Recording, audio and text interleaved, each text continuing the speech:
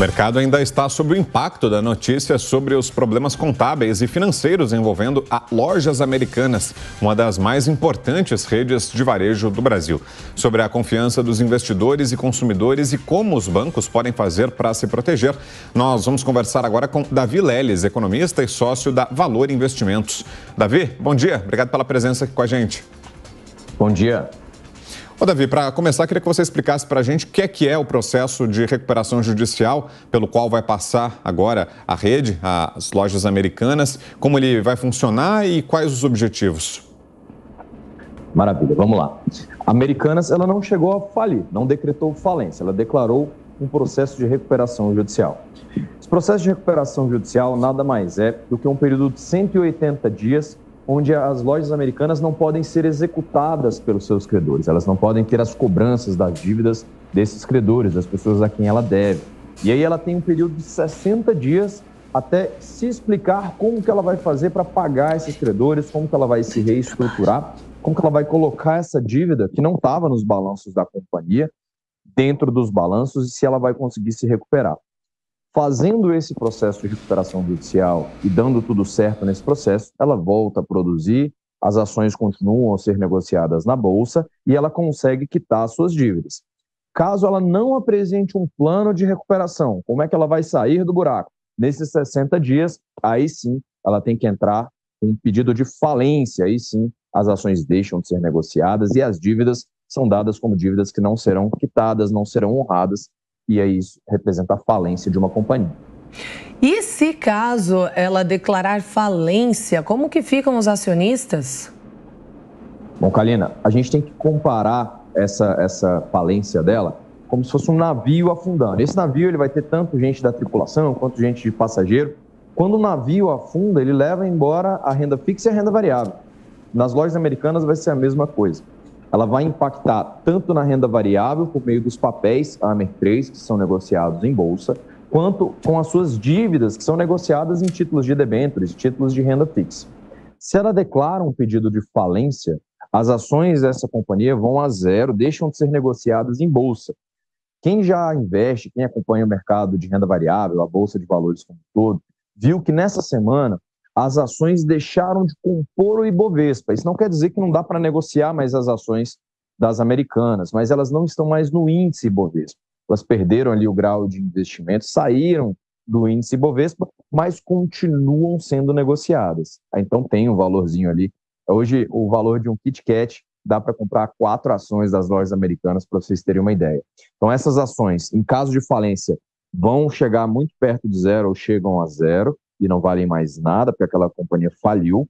E pelo lado da renda fixa, nesse processo de recuperação judicial, quem tem renda fixa das Americanas, o valor lá que está investido vale zero, mas não porque não vale mais nada, mas porque não se consegue precificar quanto que é aquele título que você tem. Você investiu R$1.000, R$2.000, R$3.000 nas Lojas Americanas, num título de renda fixa, numa debenture, você investiu aqueles R$1.000 e ela vai te pagar, ela te prometeria ali pagar uma renda fixa, com juros ou juros semestrais ou não, pagaria o montante total no final, como uma renda fixa. Durante o pedido de recuperação judicial e esse processo, ele vale zero, que não se consegue precificar. Agora, se ela vem à falência, realmente aquele valor continua sendo zero. Se ela consegue fazer o processo de recuperação judicial, aqueles R$1.000 que você tinha lá vão entrar numa massa falida que vai ser negociada ou numa massa de negociação de recuperação judicial. E às vezes você consegue recuperar metade do valor, o 80% do valor, às vezes o valor total sem os juros que ela tinha prometido te pagar. Isso vai depender de qual negociação ela vai fazer e de qual plano ela vai ter dessa recuperação judicial para poder honrar suas dívidas. E para o consumidor, Davi, o que é que muda, se é que algo muda agora a partir do início desse processo?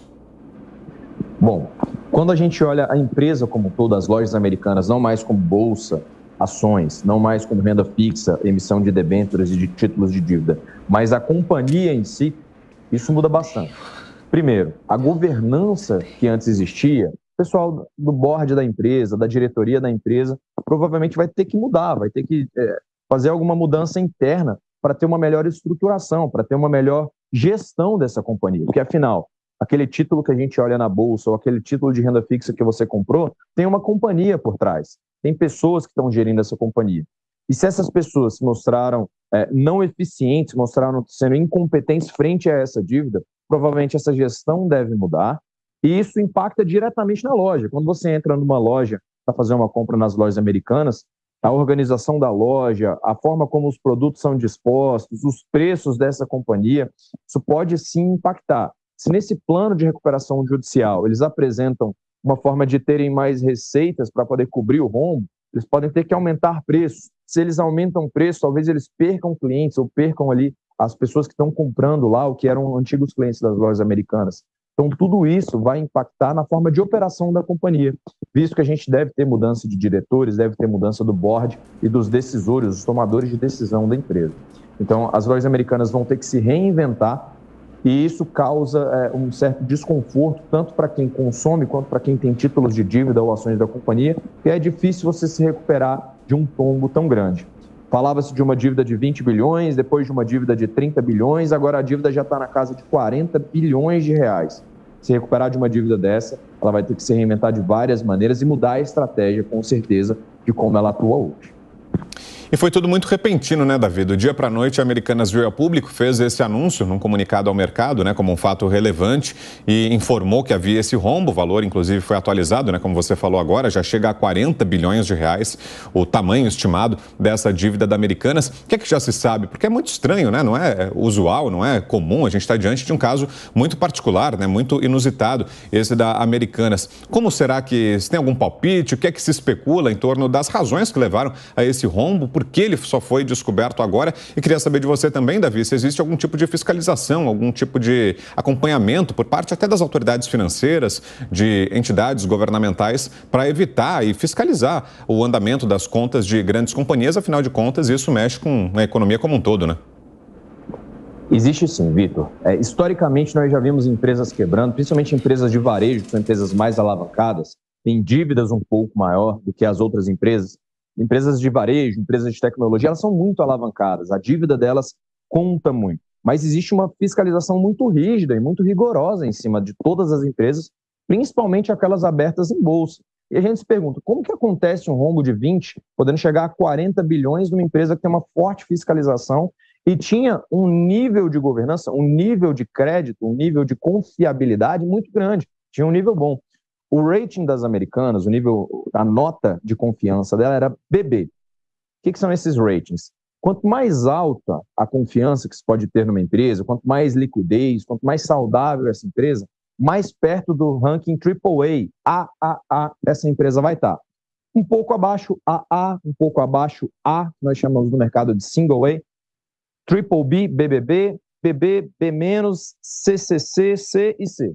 Esses são os ratings, os rankings de nota de crédito, de confiabilidade de uma empresa aberta em bolsa, geralmente dada por empresas certificadoras, retificadoras. Essas empresas que fazem essa auditoria dão essas notas, e das lojas americanas era um rating bom, era Double B, BB. Era baseado ali, entre outros fatores, em uma liquidez boa que ela mostrava, uma estrutura de capital muito sólida e também um cronograma de pagamento de dívidas, um cronograma que se mostrava ok. Mas nessa fiscalização, eles deixaram passar uma forma de contabilização de dívida, que é o tal do risco sacado, onde as lojas americanas tinham a dívida não direto com o fornecedor que tinha lá a relação comercial com ela, mas ela repassava essa dívida ao banco e o banco ficava responsável por cobrar essa dívida ali dos fornecedores. Acontece que a dívida com os fornecedores estava mostrada no balanço e a dívida com os bancos, esse risco sacado, não aparecia no balanço, por uma forma de contabilização. Isso aí é um método contábil que algumas empresas usam, que no caso das americanas era uma dívida muito grande e era muito relevante. Já outras empresas, como Via Varejo, o Magazine Luiza, eles têm a dívida deles operada de maneira diferente, a forma como eles contabilizam e o risco sacado deles é diferente, então isso não respingaria nessas outras empresas. Mas nas lojas americanas isso passou por baixo do tapete. Então, foi uma falha na gestão de não estar acompanhando isso, uma falha na empresa que audita essas empresas, as lojas americanas, que também não mostrou isso e não indicou para os investidores e para os credores, investidores das ações e os credores que compraram renda fixa da Americanas, que essa dívida existia na proporção que existia. Então, foi uma falha de toda essa cadeia e todo esse processo.